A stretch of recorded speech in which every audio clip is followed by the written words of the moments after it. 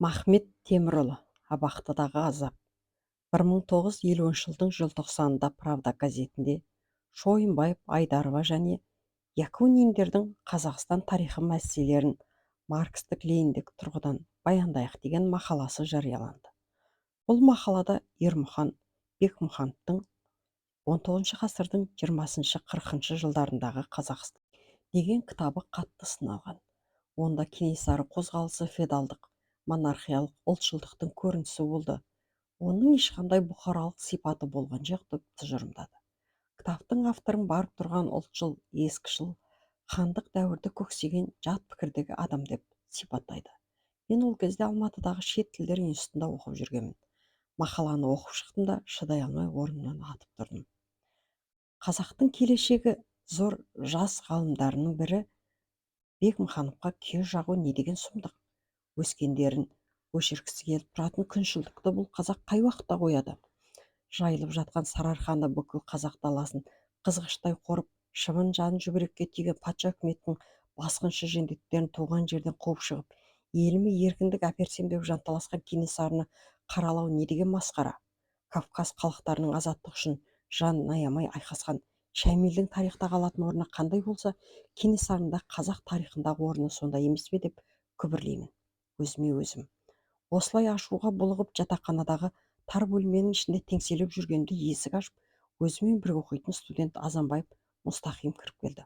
Ол менің бетіме қарады да: «Әй Махмет, саған не болған?» деп таңдана тұрады. Өзім де білмеппін, менің түрім өзгеріп кеткен сияқты. Болған жағдайды мен бәріне түсіндірейін. Көрші бөлмелердегі жігіттерді осында тез шақырып кел дедім.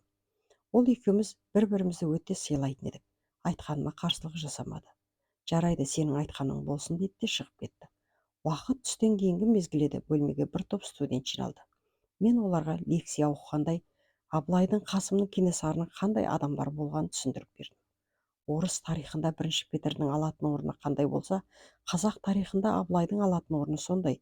300-дің басын қосып, ру-руға бөлініп бытырап жүрген қазақты біріктіріп, қатерлі жауларға қаймықпай қарсы шыққан Абылайдың аруағына қалай бас имессің? Егер Абылайдай данышпан, айлакер, жаужүрек ұл тумағанда қазақтың жоңғар қалмақтарының табанында тапталып қалуы да мүмкін еді. Ел тағдыры екі талай болып, қара бұлттай түнеріп қауіп төнгенде жарақты жаудан жасқанбай жолбарысша жолықсатын Қаракерей, Қабанбай, Қанжығалы, Бөгенбай, Шақшақ, Жәнібек, Шапрашты, Наурызбай сияқты батырлардың басын қосып, көк найзаның ұшымен, ақбілектің күшімен елді жерді қорғап қалған. Абылайдай ел көсемін, тілі барып кім жамандай алар? Сол Абылай атасының жолын қуып туған елін жыртқыштардың қанды шеңгелінен құтқарайын деп жан аямай шайқасқан қазақта баға жетпес ұлы Кенесары еді ғой. Ел үшін жанын пида еткен кемеңгер Кенесарыны мына Шойынбаев, Айдаровалардың қаралауға тілері қалай жетті екен деймін, ашумен булыға сөйлеп. Бұл сөздерімді ұйып тыңдағандардың ішінде кейін өзімен бірге сотталатындар да, әр қадамымызды аңдып сөйлеген сөзімізді тыңдап жүріп, қауіпсіздік комитетіне КГБ жеткізіп жүргендер де болған екен. Әрине, мен ол кезде ондай адамдардың біздің арамызда бар екенін сезген жоқ едім. Бірге оқитын студенттердің өзімді қолдағанына риза болып, енді өзімнің бала жастан бірге өскен пікірлес жолдасым Бүркітке барып әңгімелесуге асықтым. Ол Ленші жас газетінде жауапты хатшы болып жұмыс істейтін. Түстен кейінгі мезгіл жұмыстың аяқ кезі. Ол менің қолымды алып амандасты да салмақты ойлы түрмен: «Сен Правда газетіндегі мақаланы оқыдың ба?» деп сұрады. Мен ол өзі не айтар екен деп басымды изегенмен үндеген жоқпын. «Иә» деді ол ренішті түрмен. Өзі өскісі келсе өзгені етектен тартатын қазақтың күншілдігінің көрінісі ғой бұл. Бекмаханов теңізде жүзетін үлкен кеме болса, аналар Шойынбаевтарды меңзеп отыр. Жай ғана қалтылдаған қайық емес пе? Ендеше алдында тұрған еңселі кемедей кемеңгерді құлатса, қалтылдаған қайыққа да жол ашылмай ма? Патша отаршыларына тайсалмай қарсы шыққан Кенесарыдай жерін, елін сүйген ерлерді жамандау тарихты бұрмалаудың дөрекі жолы емес пе деп отырғандарға қарады. Бұл кезде олардың жұмыс уақыты да аяқталып, оның жұмыс бөлмесіндегі басқа екі адам шығып кетуге дайындалып отыр еді. Далаға бірге шықтық. Жаңағы екеудің біреуі біздермен қоштасты, бұрылып алып үйіне кетті. Екіншісі бізден қалмай еріп келеді. Жолшыбай менің де аты жөнімді сұрап алды. Ол Бүркітті қошаметтеп, оның айтқанын бәрін мақұлдап келеді. Біз әңгімеміздің соңында Бекмахановтың қорғап кенесары қозғалысын патша үкіметінің отаршылық озбырлығына қарсы шыққан бұқаралық қозғалыс екенін дәлелдеп, республикалық газеттерге, тіпті правданың өзіне мақала жазуға тарастық. Сонда қасымызда жүрген үшінші адамның КБ-ның тыңшысы екенін сотталған уақытта ғана білдік қой. Ол бүркіттің соңынан әдейі аңдатып қойған КГБ адамы екен. 1951 жылдың 18 қаңтары түс мезгілі сағат 2-3 шамасы мен институттағы лекциялар біткеннен кейін жатақхананың өзіміз тұратын бөлмесіне дем алып жатыр едім. Түстері суық, мен танымайтын бөтен екі адамның қатты жұлқылағанынан оянып кеттім. Олар ызбарлы мен тұр жылдам киін дейді. Мен киініп болғанша кітап дәптерлерімді ақтарып қарап жатыр. Төсек орнымда тегіс қопарып қарап шықты. Менің өлең жазып жүрген қойын дәптерім бартын. Оны тауып алып ішіндегі өлеңдерін жылдамдатып шолып қарап шыққанында көздері күлімдеп қуанып кетті. Өйткені оның ішінде махаббат, жастық сезімдерін білдіретін өлеңдерден басқа мынандай жолдар бар еді. Қазақпыз жауға тиген абылайлап, ел едік кең өлкеде өскен ойнап, жеңісті жорықтардың күйін шертіп, салғанбыз ауыр қолды жауға да ойнақ. Өткірліп алмас қылыш алған қайрап, ат тұрман бес қарудың тегіс сайлап, қасша озар қуса жетер сан саңлақты, кермеге керілдіріп қойған байлап. Атаның мекен жерін ұланбай тақ, жүргенбіз көшіп қонып жылда байлап, кең шалғын көкорайға үй тіктіріп, қымызбен жал жаяны көрдік шайнап. Еркіңмен ен далада жүрсең сайрап, отырсың міне бүгін сорың қайнап, теңдесіп тереземіз есепке еніп, бізге де күн болар ма шығар жайнап. Бұл өлең өзіме өз қолымен қазылатын көрдің бастамасы екен. Мен бұл сұмдықты сезгендей, сіздер кімсіздер, мені қайда апармақсыздар деймін, денем дірілдей түсіп. Олардың біреуі мені тұтқындауға рұқсат берген прокурордың санкциясын көрсетті. Бүкіл денем тітіркеніп кетті. Жүруге шамам келмей екі аяғымды шалыс басып сүріне беремін. Мені әдейістеп келе жатқандай шомбал денелі біреу сүрінбей жылдам жүр деп бүйірімнен нұқып қояды. Оларда бұдан басқа үн жоқ. Алматының дәл ортасында орналасқан сұрғылт түсті үлкен үйге келіп кірдік. Көміскілеу дәліздің бойымен жүріп отырып, бір темір есіктің алдына тоқтадық. Ұзын дәліздің өн бойында осындай есіктер. Менің бір байқап қалғаным осы болды. Есік ашылды. Мен ішке кірмей бөгеңкіреп қалыппын. Сол кезде есік ашқан еңгезердей үшінші біреуі көмескі сәулелі тар бөлмеге итеріп жіберді. Мен екпінімен еденге құлай жаздап, сығырайып тұрған терезе жақтағы қабырғаға бір-ақ тірелдім. Тынысым тарылып, маңдайымнан шып-шып етіп тер шығып кетті. Иә, еркіңнен айырылып, тар қапасқа қамаулы осы екен ғой деймін ішімнен. Қапасқа түсі суық, ызғар тартқан, кіргізді итермелеп теуіп арттан. Қайғының қара бұлты басқа түсіп, басталды азап жолы жанға батқан. Лезде кетіп қалды бастан ерік, қысымды таршылықты қалдым көріп, еркіндік елес болып көзден ұшты, қадірін біле алмаппын баға беріп. Адамға қандай қиын жалғыз тартқан, иыққа жүк түскендей ауыр батпан. Тұншығып қайғылы оймен ұйқыға ашып, білмеймін күнді батқан, таңды атқан. Тастады күш жігердің бәрін көміп, қалғандай жас өмірдің оты сөніп. Қан қашып, тәнім солып бара жатыр, қауіп бар аждаһадай тұрған төніп. Тондырып суық ызғар денеме өтіп, жай қоймай жанымды да жаралы етіп, төбеме күндіз түні жай түсіріп, отыр ғой қаталдықпен зар еңіретіп. Мұны істеген қатыгез тағдыр ма екен, шындыққа қуалап қашан жетем. Қыршыннан қиылу өкінішті-ақ, мұнан артық қиянат болар ма екен. Ойламаған жерден қамауға түстім де қалдым. Сол қамалған күннің ертеңін-ақ жан қинаған тергеу жұмысы басталды да кетті. Тергеуші Қылдыбаев жай әңгімелескен сияқтанып отырып, Кенесарының жау жүрек сарбазы қалың қалай дейді маған, кекесімен жымия қарап. Мен барлық пәленің басы Кенесары мен Бекмахановты мадақтағанымызда екенін сездім де, енді жалтаруға тырыстым. Бұрынғы лепірген көңіл су сепкендей басылған. Мен енді ештеңені де мойындамаймын. Сонда ғана босанып шығармын деген ой келді. Алғашқыдан маған әрі биязы, әрі сыпайы көрінген тергеуші енді сұр жыландай түсін суытып алған. Содан күндіз түні ұйқы бермей тергеп, әбден қалжыратудың барлық түрлерін қолданып бақты. Тергеуші бір күні қан ішіне тартып алып, қасыма төніп келіп тұр. Сен көп далбасаламай айтқанымызға көне деді де есікті шалқасынан ашып қойып шығып кетті. Мен жалғыз қозғалмай отырмын. Көп кешікпей полковник бастаған бір топ КГБистер кіріп келді. Сәкенов деген полковник Қазақстан Қауіпсіздік комитеті төрағасының орынбасары екен. Бірде менің қасыма таянып келді де: сен ит, неге қасарысып отырсың? Жаныңды текке қинамай тірі қаламын десең, біздің айтқанымызды істей бер. Бәрібір біз сені мойындатамыз да құрдай жорғалатамыз. Сен түгіл арыстандаймыз дегендерді мысықтай мияулатқан біз. Сен олармен салыстырғанда боқ мұрысың, деді де жүріп кетті. Оның қасындағы майор капитандарда үн жоқ. Тағы айналып қасыма келді де: сен бүркіт Ысқақовты білесің бе, деді. Мен сасқалақтап не айтарымды білмей басымды шайқаппын. Мен оның тұтқындалғанын әлі білмейтін едім. Ол тұтқындалмаса оған зиянымды тигізбейін деген далбасам ойым еді. Сен не деп тұрсың, деп ақырды. Мен күмілжіп білмеймін, дедім. Мұныма ыза болып кетті де: әкеңнің басы білмейсің, деді де құлақ шекемнен ұрып жіберді. Өзім де әлсіреп зорға тұр екенмін, еденге ұшып түсіппін. Тақыр еденге сарт етіп басымның қатты тигені сондай есімнен танып тұра алмай қалыппын.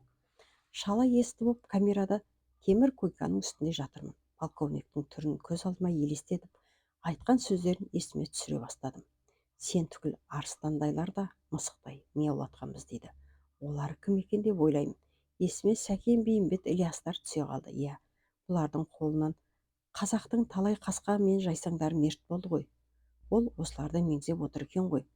Қазақтың ол абзал ұлдарымен салыстырғанда менің қолымнан ештеңе келмейтін мұрынбоқ екенім рас. Мынау полковник дәрежесіне соларды құртуға белсене қатысқан жендеттігімен жеткен ғой деп ойлаймын ішімнен.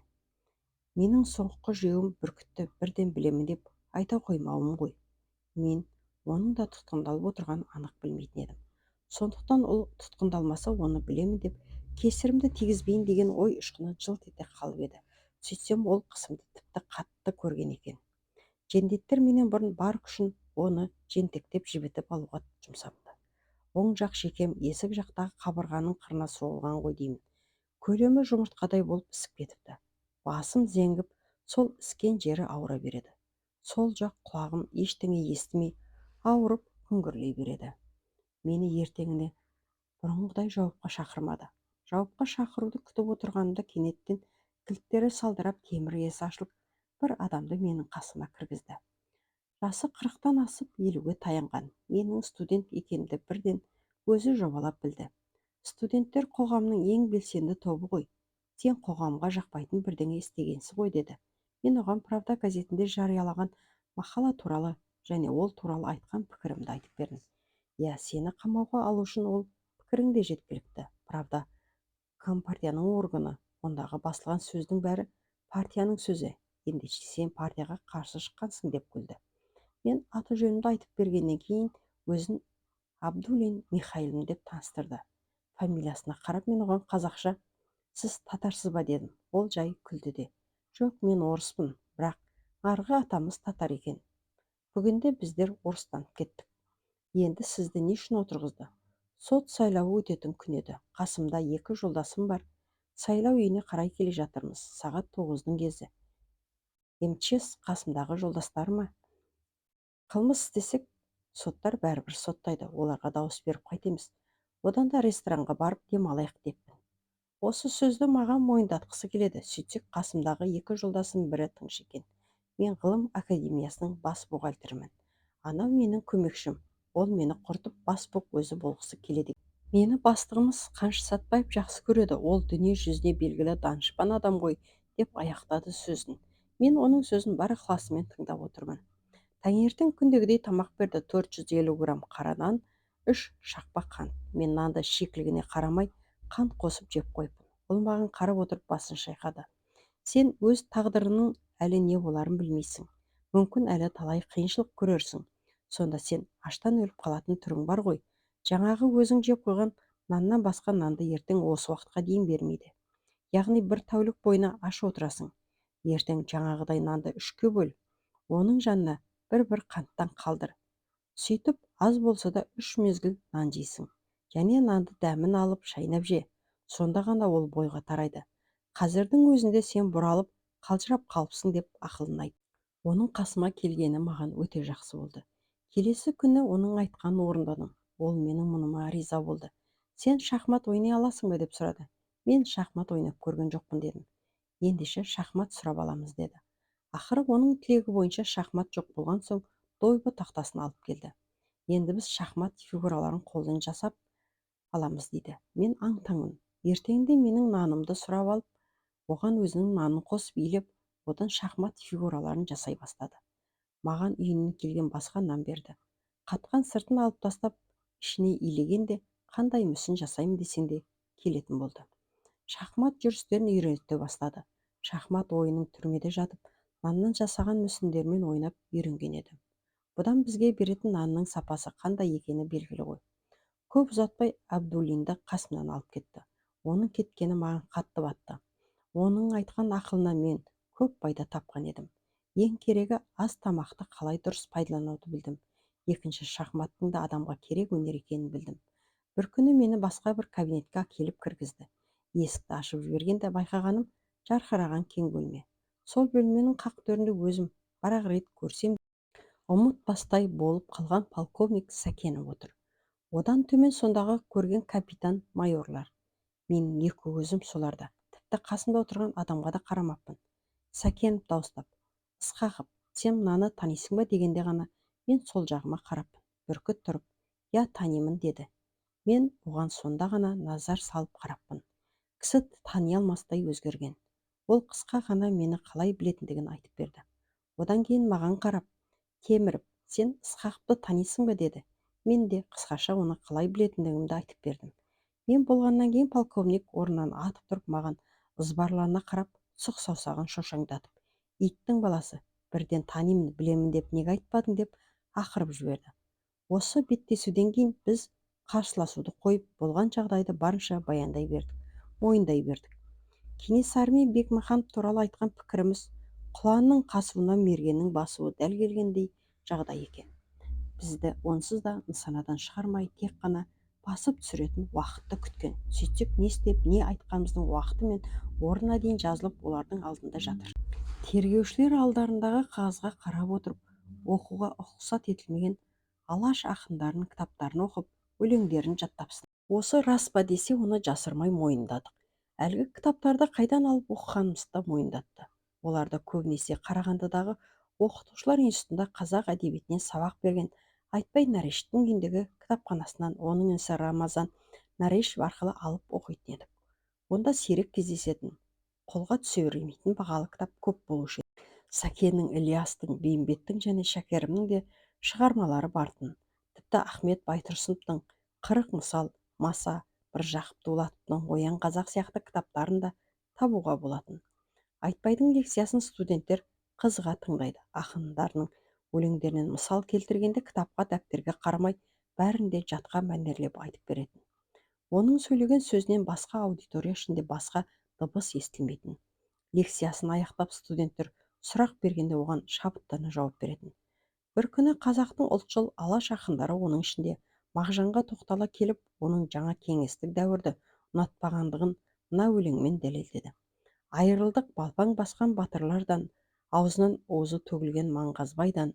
Құдай-ау, албастының ойнағындай, мынау сұм заманға кез келдің қайдан?" Біз бұл өлең бізге ұнай кетті. Шіркін сабазай, көр заманмен келіспей-ақ кеткен екен ғой деп сүйсінеміз ішімізден оның айтқан пікіріне. Шындығында Айтбайдың біздің өмір шындығын біле түсуімізге әсері аз болған жоқ. Алаш ақындарын жол сілтейтін жарық жұлдыздай санап құмарта оқуымызға себепкер болды. Қатты қысымға түскеннен кейін осының бәрін мойындадық. Бұлай істеу өзімізге де өзгеге де қатерлі қауіп екенін ойлап жатуға мұршамыз келмей қалды. Қатты есалаңданып қалғандықтан кейде не айтып, не қойғанымызды еске түсіре де алмайтын едік. Ақыры қайырымсыз қатал жау өзінің дегеніне жетті. 1951 жылдың 14-15 маусымында Қазақ Республикасының жоғарғы соты РСФСР қылмыстық істер кодексінің 58 бабының 10-11 тармақтары бойынша мені, Бүркіт Ысқақовты, Айтбай Нарештті 25 жылға соттап, қосымша 5 жыл адамдық құқымыздан айыру туралы үкім шығарды. Сонымен бірге Жекен Халиевті, Мұстақым Азанбаевты, Рамазан Нарештті 10 жылға, Адырбек Аманқұловты 8 жылға соттады. Сот процесі тек қана КГБ қызметкерлерінің ықпалымен жүріп отырды. Тергеушілердің қысым жасағаны туралы шағым арыздың бірде-бірі ескерілген жоқ. Сөйтіп бізді халық жауы деген қара тізімге тіркеп, кеңес үкіметіне қарсы ұлтшылдық ұйым құрған. Ұйымның мақсаты Орта Азия республикалары мен Қазақстанды кеңес мемлекеті құрамынан бөліп алып, Түркияның қолдауымен буржуазиялық ұлттық мемлекетті құру болған. Кеңестік құрылысқа қарсы үгіт насихат жүргізген, тыйым салынған әдебиеттерді көпшілікке таратып отырған деп айыптады. Сот үкімі тұжырымда ешқандай шағыммен бұзылмайды деп жариялады. Ол бұзылады деп өзімізде үміт еткеніміз жоқ. Бұл айыптау қорытындысы бүркіт екеуміз үшін жабылған жала емес, нағыз шындық. Қолымыздан ештеңе келмесе де солай болса ау деп армандағанымыз айдан анық. Шамамыз келсе, кеңес үкіметін аяп қалайық деген жоқ едік. Айтбай Нарышев тергеу кезінде де, сот процесінде де өзіне тағылып отырған қылмысты мойындамай, кеңес үкіметі алдында ешқандай қылмысы жоқ екенін дәлелдеп отырды. Өзіне көрсеткен қатты қысымға да зор шыдамдылық көрсетіп қайыспай шықты. Ал жастарымыздың ішінде Жекен Қалиев өте ұстамдылық көрсетіп, өзінің небәрі 19 жаста ғана екенін айтып, кеңес үкіметіне қас болу өңі түгіл түсіне де кірмегендігін дәлелдеп берді. Бірақ бұлардың шағымдарының бірде-бірі ескерілген жоқ. Өйткені комитеттегі жендеттердің мықтап ұстаған жолы қолға түскендерді құтқармау екен. Енді келешектен үміт жоқ, басқа түскен қайғы қара бұлттай қалың. Алдағы уақытта кеңес үкіметі біздерге аяушылық көрсетіп, кешірім жасар деп ойлаудың өзі қиын. Чекистердің қылышынан қан тамып тұр. Ендігі бар өміріміз тұтқында, азапта өтетінін ойлағанда ішіміз удай ашиды. Соттың кескен жазасы 30 жыл. Бұл тек қана азаппен, қорлықпен өлсін деп шығарған үкім. Соттан камераға қайтадан әкеп қамағанда ішіне зорға сыйғандай болдым. Демім бітіп, тынысым тарыла берді. 30 жыл. Бұған кім шыдамақ? Шыдағанда да одан кейін қандай өмір қалады? Осыны ойлағанда маңдайымнан шып-шып тер шығып, қол аяғым дірілдеп, бүкіл денем былқылдап, бос қалғандай болды. Өз денеме өзім ие бола алмай қалдым. Иә, жастық дәуірмен де, өмірмен де біржолата қоштасу. Ойыма үйде қалған жалғыз қарындасым Зәкіш пен ауру әке-шешем де түсе береді. Бишаралар біржолата сорлап қалды. Бұрын берген тамағына жармайтын менің нәр татпағаныма екінші тәулік. Күнделікті беретін тамағын есіктің алдына тастайды да кетеді. Ыдыстарды босамаған соң қайтып жинап алған жоқ. Түнде шүркеніп ұйықтай да алмаймын. Шошып ояна берем. Көз алдыма жылап тұрғандай болып қарындасы мен әке-шешем елестей береді. Үшінші тәулікте өзімді өзім оймен ширатуға кірістім. Маған ең алдымен Абайдың әруағы көмекке келгендей болды. Қайғы келсе қарсы тұр, құлай берме. Шіркін данышпан-ай, менің бұл қиын жағдайымды көзімен көріп, құлағыма сыбырлағандай болды. Бірнеше рет қайталап айтып шықтым. Айтқан сайын ширай түсемін. Я, басына қандай қиын іс түссе де, адам өзіне өзі берік болып шыдай білуі керек. Мен енді шыдамдылықты серік етіп, жасып қажымайын деп белді бекем будым. Құрдан құр қайғырып, өзіңді өзің жей бергенмен не түседі? Өмірдің мұндай түрінде байқап көрейін. Осындай тоқтаммен шалқамнан түсіп, көзіні жұмып жата қалып едім. Енді бәрімізді лагерге жөнелтеді. Осылар мені енді неге жалғыз қамап отыр? Көпшілікке неге қоспайды деген ой келді. Осы оймен орнымнан атып тұрып, темір есікті сартылдатып ұра бастадым. Лезде надзиратель жетіп келді. Мен оған тергеушіге жолыққым келетінін айттым. Көп кешікпей тергеушіге алып келді. Күлімдей қарап, өзінше мені жұбатып жатыр. Көп уайымдап ойлай бермеңіз, кеңес үкіметінің кеңшілігі көп. Кейінірек сендерге кешірім, амнистия жасауы да мүмкін деп бетіме сынай қарады.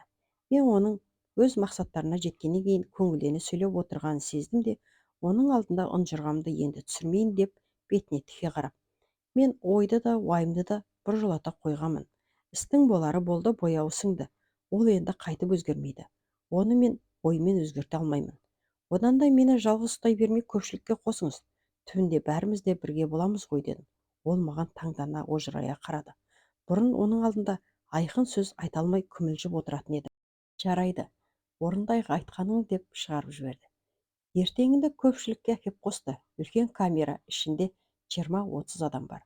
Орталарына кіріп келгенімде Нарышев Рамазан бас салып құшақтай алды. Қалғандар мен танымаймын.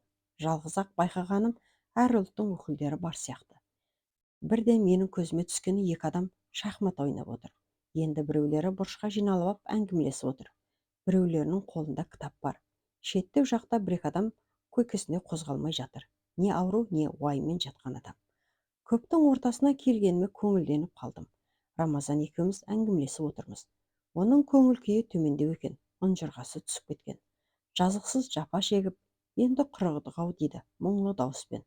Оның жағдайын білдім де, оны ширатып алу керек екен деп ойладым. Сен ренжіме де мұңайма. Бүркіт, Айтекең мен үшеумізге қарағанда сен әлдеқайда жақсысың. Ертең кешірім бола қалса, ең алдымен сендер ілігесіңдер. Сендерді ең алдымен босатады. Сен түгіл, мен де келешек өмірден күдер үзгем жоқ. Кеше біздер еркіндікте жүргенде мұндай күйге түсіп қаламыз деп ойладық па? Әрине, жоқ. Ойламадық. Ендеше қазіргі басымызға түсіп тұрған түнек аспанды тұрлаған қара бұлт сияқты ғой. Сол қара бұлт мәңгілік аспанды тұрлап қалып қоймайды ғой. Қара бұлт тарап кеткенде әлемге нұрын шашып, күміс күнде жарқырап шыға келмей ме? Сол сияқты біздерге де күн сияқты жарқырап бостандық біржолата келмейді деп айта аласың ба деп бетіне жауап күтіп тесіле қарадым. Жоқ, олай деп кесіп айта алмаймын. Ендеше келешектен күдер үзбейік, ерте ме, сәл кеш пе, әйтеуір бостандыққа шығамыз деп оның жасып жүрген көңілін көтергендей болдым. Шындығында маған ризашылығын білдіріп, Махмет, сені келгенің дұрыс болды ау деп айтатын болды. Рамазан өте ақкөңіл, аңқылдаған адам. Жастайынан ағасы айтбайдан үлгі алып әдебиетке, әдеби кітаптарды оқуға өте құмар болды. Тұтқындағылар алдында аспирантурада оқып жүреді.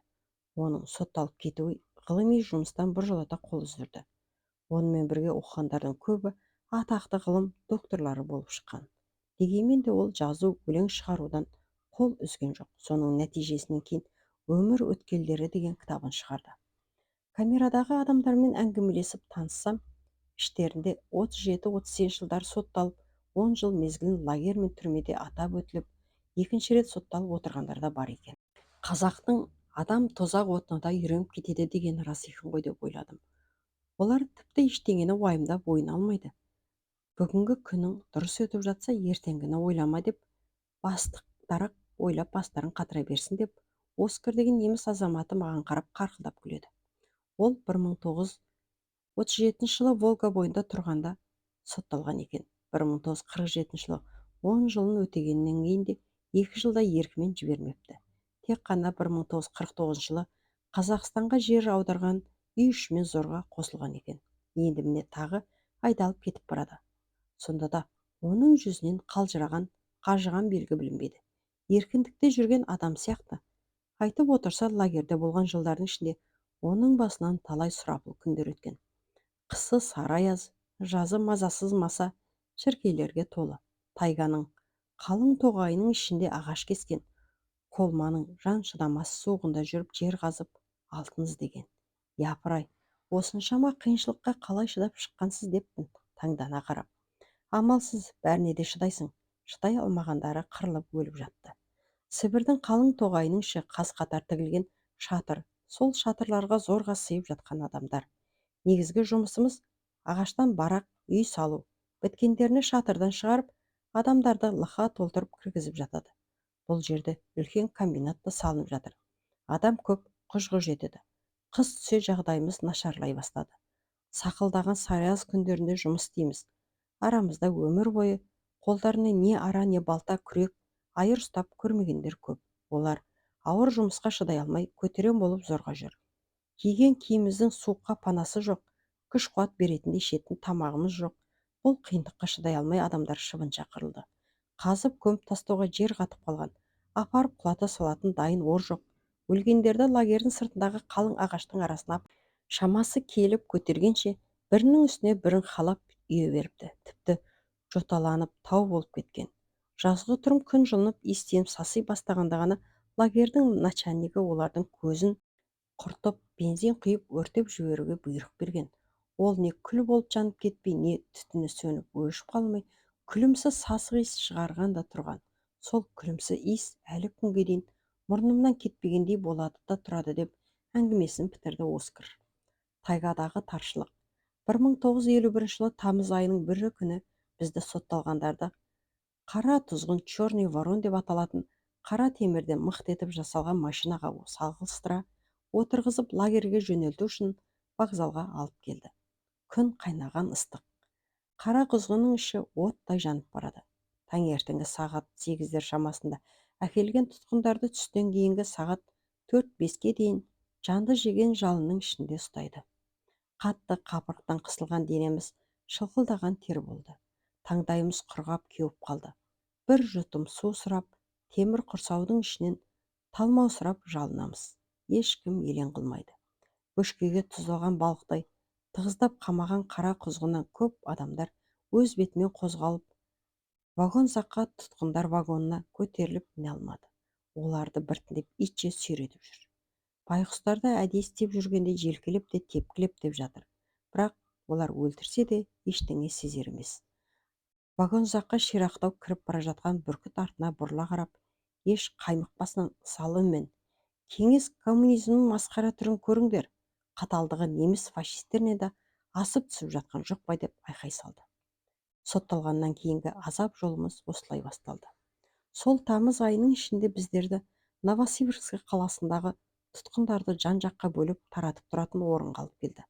Аз уақыт болса да жетеуміз бірге болдық. Енді лагерде бірге болсақ ау деп армандайтынбыз. Бәрімізді чекистердің өзімізге көрсеткен қысымын, алдап арбаған, олардың ешкімге мейірімнің жоқтығын сөз қыламыз. Беттестіру кездерінде бір-бірімізге қастық ойламағанымызды, тек қана тергеушілердің қысымына қарсы тұрып тұра алмағанымызды сөз қылдық. Сөзімізді тыңдап отырған Айтекең, Айтбай Нарешев бүркіт екеумізге риза еместігін білдірді. Сен екеуің бұйдасынан жетектеген тайлақтай тергеушілердің ыңғайымен жорта бергендерің не? Өліп кетсеңдер де неге мойындадыңдар деп бізге ренжи қарады. Мен үндемедім. Жауапты бүркіт берді. Айтеке, біз олардың айт дегенін емес, өзімізге істеген шындықты айттық. Болған істен мойын бұра алмадық, ақыры сол шындықтың құрбаны болып бара жатырмыз. Бізге жабылған жала жоқ, бәрі шындық. Ей бүркіт, сен сол шындықты айтамын деп енді қайтып шыға алмайтын шыңырауға түсіп кеткеніңді білесің бе? Иә, енді ғана біліп отырмын. Мен кеңес заңын ештеңе білмейді екенмін.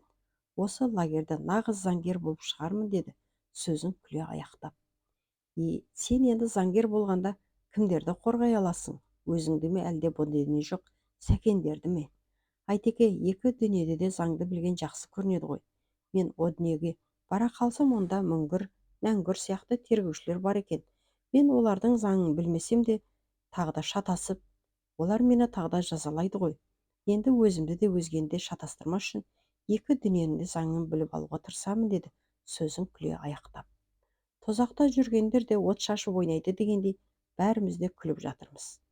Бұл қалпында біздерге қайтып көретін жарық дүние, бостандық жоқ. Тірі адамның көңілінен өліп кеткенше үміт үзілмейді екен. Ажал алқымдап жатқан ауру адамның жазылып тұрып кетермін деп үміттенетін сияқты біздер де әйтеуір жоқтан үміттіміз. Әйтпесе адам баласы шыға алмайтын шыңырауға түстік. Біз түгіл кеңес үкіметін қан төгіп қолмен орнатқандар да чекистердің тырнағына бір іліккеннен кейін босанып шыққан емес. Ендеше біздерге кешірім болады ау деп үміттену қисынға келе ме? Бүркіт екеуміз осындай ойдың құшағында отырмыз. Ол артында қалған жан жары мен екі баласын ойлап, уһлегенде кеудесінен жалын шығады. Бишаралар қам көңілі болып, әкесіз жетім өсетін болды ау, дейді қамыға сөйлеп. Кішкене бөбектерінің жүріс-тұрысын, папалаған сөздерін көз алдына елестетіп, үнсіз отырып қалды. Мен оның бұл қиналып отырған жағдайын сездім де оған қарап: маған қарағанда сенің жағдайың әлдеқайда жақсы. Сенің артында қалған балаларың ержетіп, ертең ақ жігіт болып шығады. Оларға көз қырын салып көмектесетін інілерің бар. Ал менде өзің білесің, не аға, не іні жоқ. Әлі күнге дейін үйленбеген адамда бала бола ма? Сен өліп кетсең де фамилияң сақталады. Бәрібір өмірің жалғаса береді. Мен өліп кетсем, артымда өмірімді жалғастырар ешқандай ұрпағым жоқ. Дүниеге тіпті келмеген адамдай боламын ғой деп мұңая сөйледім. Ол кенеттен басын көтеріп алды да: иә, біздің тектен текке қажып, өзімізді өзіміз бұлай жей бергеніміз дұрыс емес екен. Біздер асқақ арманды арқалап туған адамдармыз. Дүниеге тәтті арманмен келіп, ащы азап шегіп күңіреніп өтерміз. Бізден де бұрынғы азаттық үшін алысқандарды аңсаған армандарына жете алмай күңіреніп күрсініп өтіпті. Біздер де солармен армандас, пікірлес екенбіз. Ендеше осының өзі біздер үшін үлкен абырой. Осы абыройды өміріміздің соңына дейін сақтай білейік деп, өз бойына күш қайратты жинап алғандай болды. Көп кешіктірмей біздерді бөліп жіберді. Айтбай Нарашев екеумізді Сиблаққа, Иркутск облысына жөнелтті. Қалған бесеуін Бүркіт Ысқақов, Рамазан Нарешев, Мұстақым Азанбаев, Жекен Қалиев және Атырбек Аманқұловтарды Қазақстанға, Стеблаққа жіберген. Стеблақтың жағдайын Бүркіт өзінің Қарлақтан Стеблаққа деген естелігінде толық суреттейді. Саяси тұтқындар дегенде вагонозаққа лықа толтырып кіргізіп жатыр. Вагонның ішіне әбден тығындап болған кезде бір жас солдат кіріп келіп, шетімізден ұрып тепкілеп боқтап жүр. Одан сескеніп, бірімізге біріміз тығыламыз. 2-3 кәрі не жүдеу адамдар жарақаттанып таяқ жеп қалды. Айтар сөзі бұл фашистерді аямай, бәрін де атып тастау керек дейді өршелене түсіп. Мастау сияқты. Егер мынаған ерік берсе, ешбір шімірікпестен бәрімізді атып-ақ тастар еді деймін ішімнен. Бұларда не жазық бар, мұндағы сотталғандардың бәрін кеңес үкіметін қашау деп ұғындырған оларға. Тәрбиенің күші міне осыдан көрініп тұр. Тәрбиенің түріне қарай жастарды түзу жолға салып, нағыз адам етіп шығаруға да, қисық жолға салып, тағы жыртқыш аң мінезді етуге де болады екен. Ішінде адамлық толы бірнеше вагондар шығысқа қарай зулап келеді. Темір торлы терезеден сыртқа көз салмас деп оның әйнегін сырлап тастаған. Шынының сынған не сыр кеткен жерлерінен сығалап, қалай қарай келе жатқанымызды мұғдарлап қоямыз. Жолда біздерге берген тамағы бірыңғай тұздалған балық. Аш келе жатқан адамдар оның ашылығына қарамай таласа тармаса жеп алдық. Біраздан кейін бәрімізді қаталатып шөлдетіп жеген балық өзімізді жеді. Красноярск қаласында тағы балық пен су әкелді. Жұрттың көбі таласып, төгіп, шашып ішіп жатыр. Бір кезде айқай-шу көтеріліп төбелес боп кетті. Кімді кім ұрып жатқаны белгісіз. Мен су ішіп үлгердім де, Айтекең іше алмай қалды. Ол кісі тамсанып жай отырды. Мынау да бір адамды қинап жазалаудың тамаша әдісі екен. Жемейін десең қарның аш, молырақ жеп қойсаң, артынан өзіңді жейді. Кісі мұны ешкім зорламай-ақ өзі жасайды екен. Неткен ғажап деп басын шайқап қойды. Мен ол кісінің шөлдеп қиналып отырғаны, мына жағдайын көргенде өзім су емес у ішкендей болып қиналдым. Айтекең де менің бұл жағдайымды сезіп қалды да, қаншасына су жетпей қалды деді, жартысынан көбіне. Жетіп қалатын еді, таласпай төкпей ішкенде дедім. Яғни жеңгендері ғана ішті ғой. Мұндай таласты не деуге болады? Мұндайды тірлік үшін таласу дейді. Яғни адам да хайуан мінезді болғаны ма? Адамның жаманы хайуаннан да жаман дедім. Осыны айтқанда Айтекең күліп жіберді өз сөзінің артын әзілмен аяқтап. Ендеше маған тиісті үлесті ішіп қойған өзіңе не дейміз? Мені тірлік үшін, жанын сақтап қалу үшін дұрыс күресе білетін хайуан десеңіз қателеспейсіз дегенде тіпті жадырай күлді. Сотталғаннан кейінгі бірге болған уақыттың ішінде ол кісінің күлгенін көргенім осы ғана. Үнемі терең ойға шомып, ешкіммен сөйлеспей томаға тұйық отыратын. Сол шөліркеген қалпымызда Иркутск облысының Тайшент қаласына келіп жеттік. Біз келе жатқан вагоннан ғана адамдарды түсіріп болғаннан кейін көп кешікпей қалған вагондар алға жылжи кетті. Айдауылдар конвой жан-жағымыздан иттерін қоршап отырып ұзын-ұзын салынған көп барақтардың біріне кіргізді. Бір жақсы Айтекең екеуміз бөлінген жоқпыз. Бірге жатамыз. Мұнда бір айдай болдық. Бізге төсек орын бермеді. Түнде күндізгі жұмыс киіммен ағаш койканың үстіне қисая кетеміз. Айтекеңнің ұсынышы бойынша үстіміздегі киімнің бірін астымызға төсеп, бірін үстімізге жамылып бірге жатып жүрдік. Бұдан бойымыз жылынғанымен ағаш койканың қандалары маза бермейтін. Күнде барақтан айдап шығарып, сапқа тұрғызып санайды да, 2-3 шақырым жерге әкеліп жұмыс істеткізеді. Істейтініміз 2 метрден артық етіп жер қазу. Біздің бригадада 30-35 адам бар. Бұлардың ішінде бұрын қолына күрек ұстап көрмегендер де бар екен. Жасы 50-ден асқан, орта бойлы, денесі нәзіктеу келген бір адамға бригадир ұрысып боқтап жатыр. Бригаданың адамдары қаз-қатар тұрып жер қазып жатқан едік. Мен бұл кім екен деп тыңдап тұрмын. Бригадир өршелене түсіп боқтап ұрсуын көбейтіп кетті. Маған сенің профессорлығының бір тиынға да керегі жоқ. Дұрыстап жұмыс істе, әйтпесе кет аулақ дейді. Оны ұра жаздап. Ол бригадирден сескеніп ығыстап маған қарай таянды. Анау әлі айқайын қойған жоқ. Мұнда еврейлерді баяғыда құрту керек еді дейді. Мұнда үн жоқ. Құр жаутаңдап қарай береді. Бұған жаным ашыды да. Менің қасымда істей берсін дедім. Қасымыздан айқайлап жүрген бригадирге. Осы күннен бастап екеуміз жұмысты бірге істейтін болдық. Ол аздап жер қазуды да үйрене бастады. Сөйтіп боқтаудан құтылды. Аты Александр болу керек. Бұл шындығында Мәскеудегі шет тілдер институтының профессоры екен. Батыс жақтан ағылшын, француз, неміс, испан тілдерін, шығыстан жапон, қытай тілдерін жақсы біледі екен. Осындай білімді адамның мынандай қорлыққа түскені ішім удай ашыды. Оның Мәскеуде қалған әйелі де профессор, қызы ғылым кандидаты, доцент екен. Бұрын мұндай ауыр жұмыс істеп көрмеген ол қажи бастады. Күндіз күлмейді, түнде ұйықтамайды. Жұрттың көбі берген тамаққа жармай жүрсе, бұл тамақты да ас ішеді. Уайым қайғыға әбден түсіп алған. Мұның бәрі денсаулыққа зиян екенін түсіндіріп, оған көп жұмыс істеттірмей демалдырамын. Осы қазақтардың бәрі сендей ме деп сұрақ қойды бір күні маған. Иә, бәрі мендей дедім. Оның не айтқысы келіп тұрған толық аңғара алмай. Онда қазақ халқы қандай мейірімді. Анау жүргендер маған қасқырша қарсы сен туған баламдай жәрдем етіп жүрсің. Шіркін, осыдан босанып шыға қалсақ, мен сені Мәскеуге алып кетіп оқытар едім.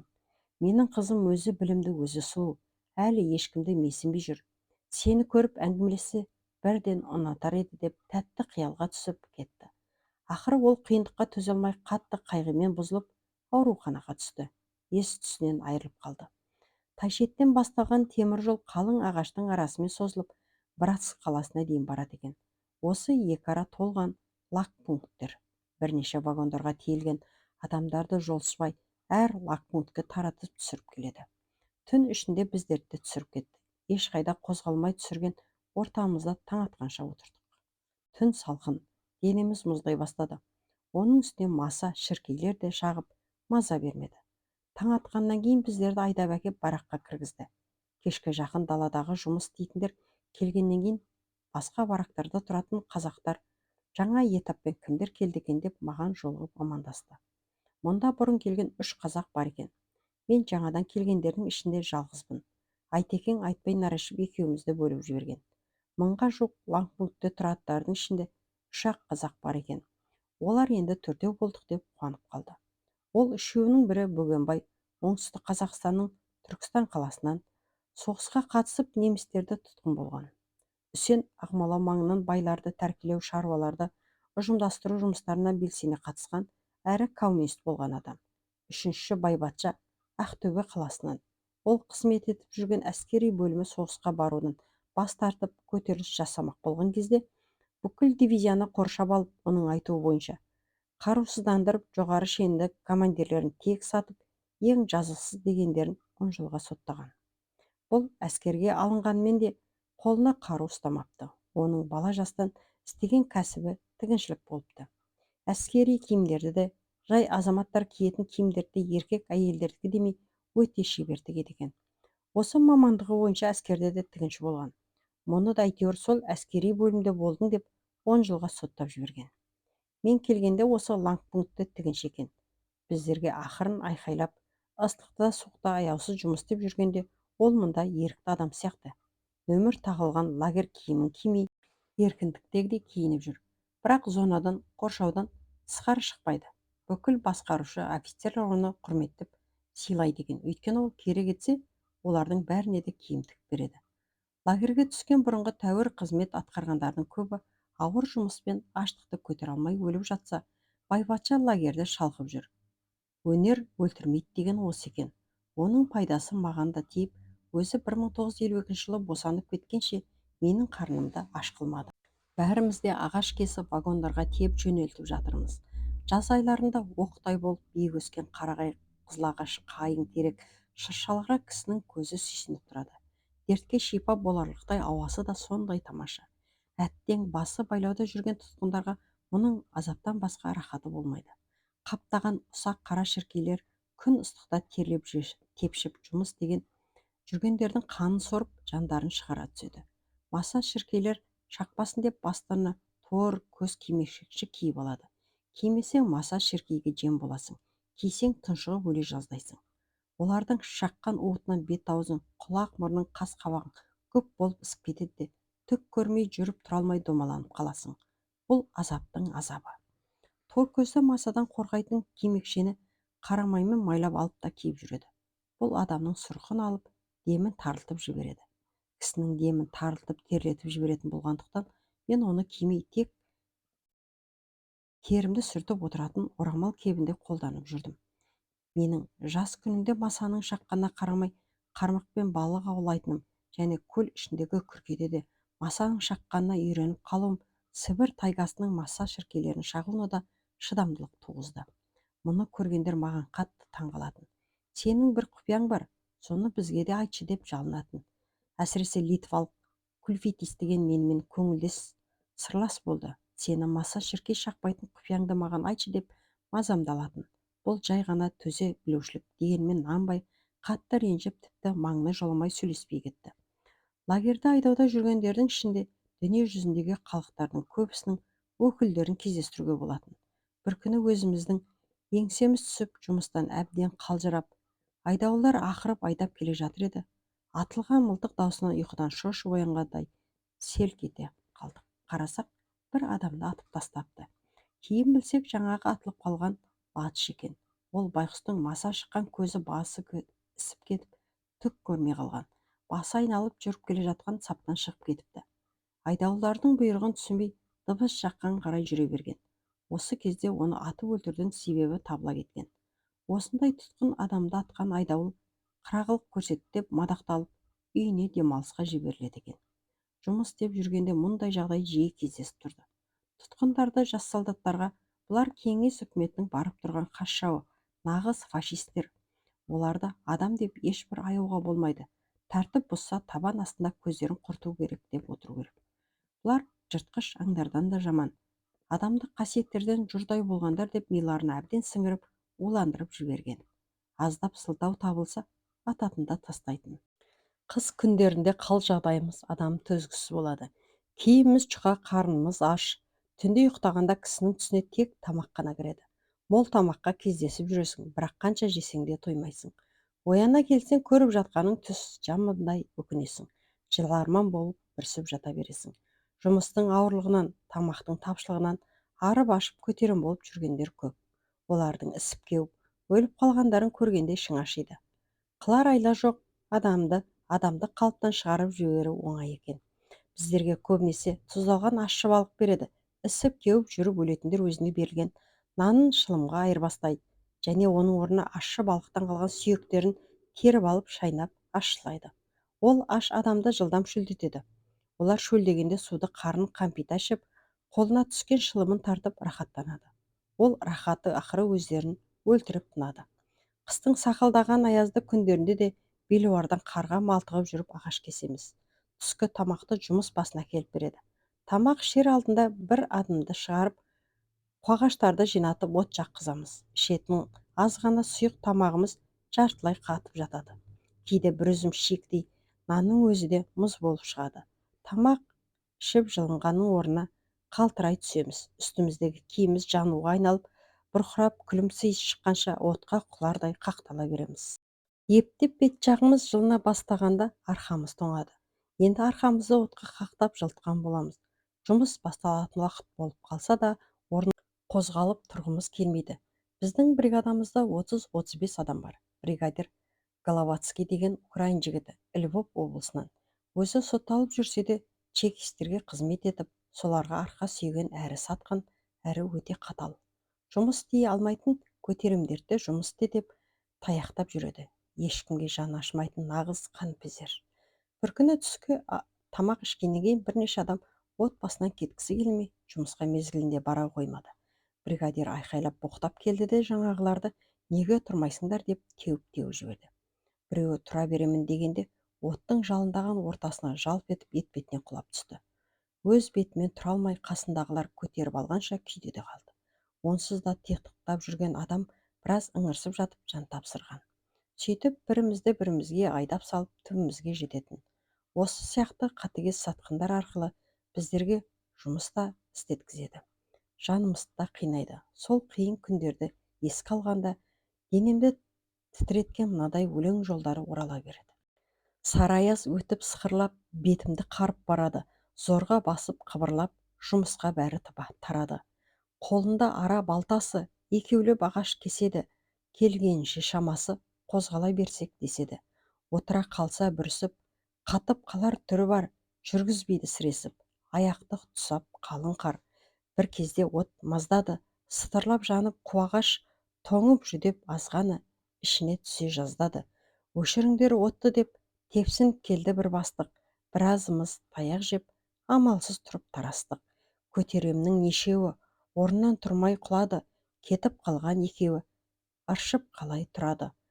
Қалың орман тоғайда, босқа өліп кімдер қалмады, аштық пен суық оңай ма, талайды жұтып жалмады. Жұмыстан келгеннен кейін қалжырап жатамыз. Ортада ұзын стол тұрады. Онда бірен-саран адамдар домино ойнап, шылым тартып отырады.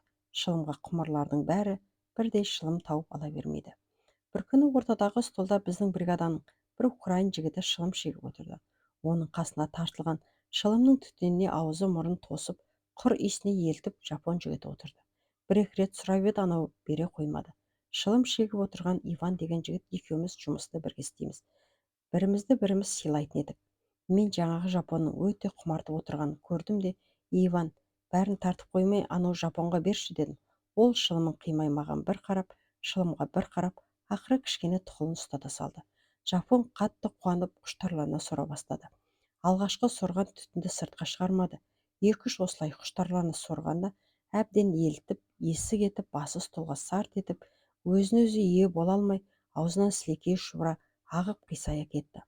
Оның қасында шылымға құмартып отырған басқа біреу ананың аузындағы сілекейленген шылымның тұқылын жұлып алып аузына салып жатыр. 1952 жылы маусым айында біздерге этаппен тағы бір қазақ келіп қосылды. Оның жасы бәрімізден де үлкен екен. Сондықтан оның атын атамай отағасы дейтін болдық. Отағасы кеңес үкіметі орнаған күндерден бастап кедейден шыққан белсенді адам болыпты. Кеңес жұмыстарын жан тәнін салып істепті. Ақыры Жезқазған облысының, ол кезде Қарағанды облысы, Ұлытау ауданында аудандық партия комитетінің бірінші хатшылығына дейін жоғарылайды. 1937-38 жылдары осы қызметті атқарып жүреді. Аудандық НКВД начальнигінің бастығының нұсқауы бойынша көп адамның партбилеттерін алып отырады. Бір күні өзі жақсы көретін бір колхоз басқармасының билетін алуға нұсқау береді. Бұл басқарманы қорғайды. Начальникпен екеуі үлкен жанжалға дейін барып, ақыры мұның өзі халық жауы болып шыға келеді. Бұл 1938 жылдан бері лагерьде екен. Ол кезде сотталып, лагерьге келгендердің көбісі қырылып қалды. Кеңес үкіметі олардың пайдалы тегін жұмыскер екенін кейін ғана білді. Енді сотталғандарды уақыт жұмысқа пайдаланып, бойындағы күш-қуатын сорып алуға тырысады. Осыған шыдасаң, өлмей тірі болып жүре бересің. Шыдай алмасаң, өзіңнен өзің өлесің де қаласың. Бұған ешкімнің басы ауырмайды. Біздерді адам санатына алып отырған ешкім жоқ, деп аяқтады әңгімесін.